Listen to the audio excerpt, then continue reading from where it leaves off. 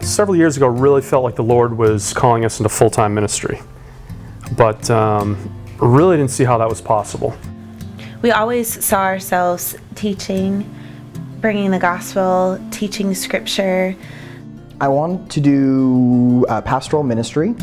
I'm not sure the specifics of much past that. But I just knew that's really the call that God had given me, and that's something I really wanted to be equipped to do.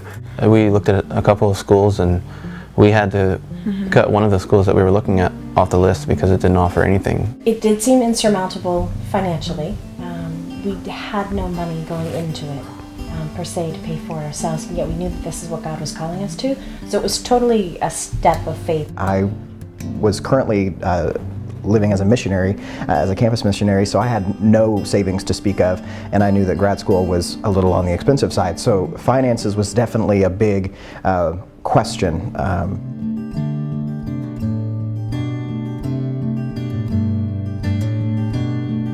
We haven't been left here alone. We have people who are not only investing with their money, but investing prayerfully and get updates from us. So they feel like they're part of what we're doing. In some respects, it felt like asking them to finance my master's degree, which plenty of my friends were getting MBAs and masters in education, and they weren't asking me to support them monthly. But really, that was a really graceful process in me for the Lord to help me see that this is more than education. They'll all say something to the effect of, you know, we believe in you. We believe in God's calling in you, and so we're going to invest in your ministry because we think that God's in it.